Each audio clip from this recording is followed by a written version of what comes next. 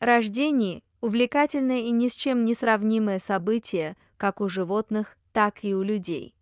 Но некоторые роды идут не так, как ожидалось. Так и в сегодняшней истории. Невероятные сцены произошли на австралийском ранчо крупного рогатого скота в мае прошлого года. Дэвид и Джули Ингрэм были опытными владельцами ранчо, обосновавшимися в своем районе Бананг-Ист-Гипсленд. Ферма была очень успешной и являлась неотъемлемой частью района. Они прекрасно разбирались в скотоводстве, и соседним фермам повезло, что вокруг были такие опытные люди.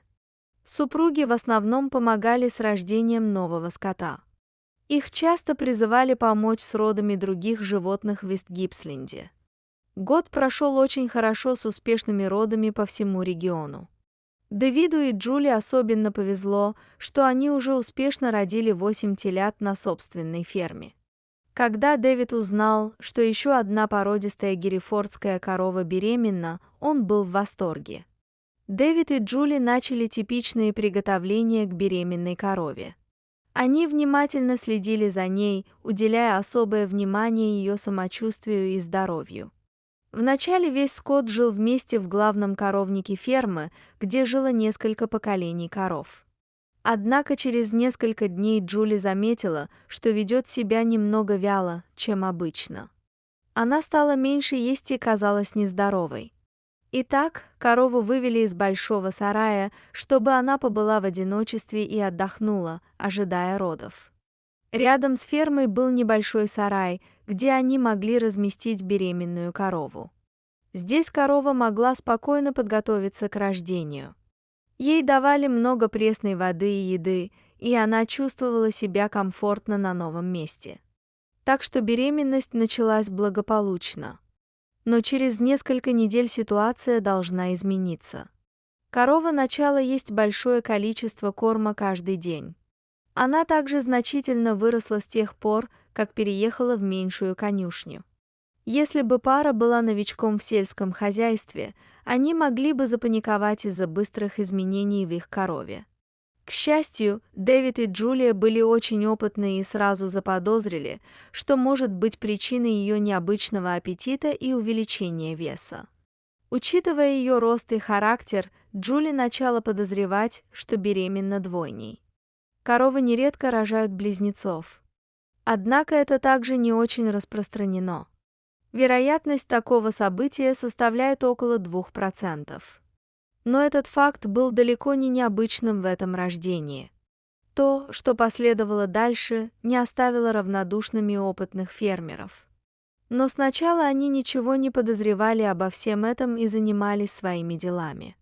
Супруги были убеждены, что благодаря многолетнему опыту они способны справиться с этой задачей и уверенно сопровождать корову до самого рождения.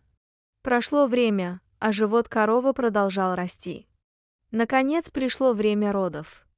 Дэвид и Джули внимательно наблюдали за коровой.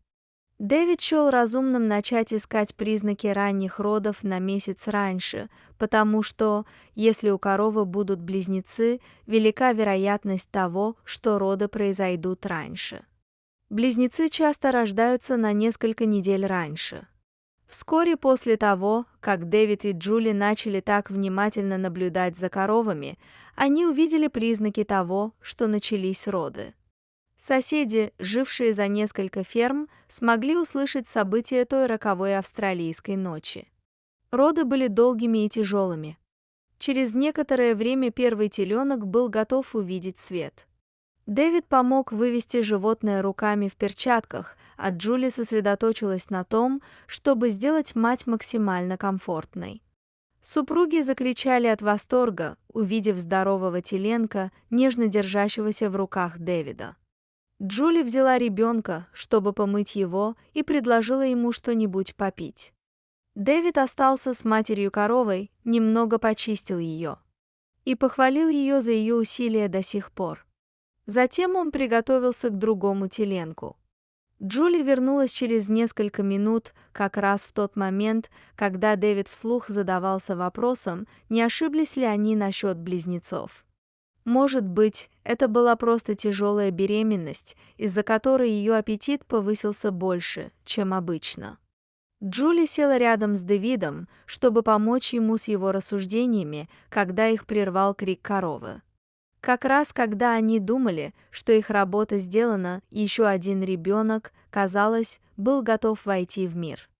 Дэвид почувствовал, как слезы наворачиваются на его глаза, а Джули слегка рассмеялась над его сентиментальностью. Дэвид и Джули быстро вернулись на свои места.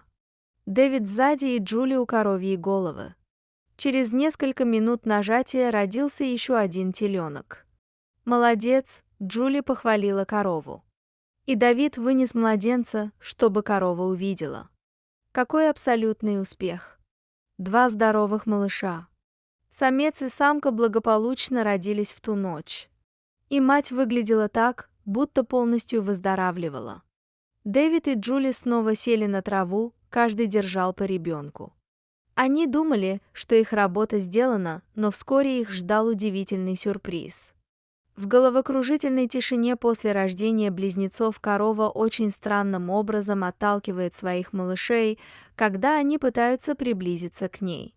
Джули подумала, что, возможно, захочет покормить ее грудью, но корова осталась в том же положении, в котором она родилась.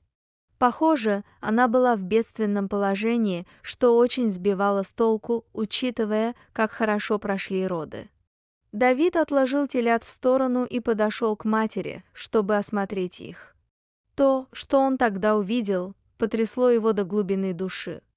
Дэвид наклонился, чтобы посмотреть, что происходит. Потом он заметил, что корова не готова рожать.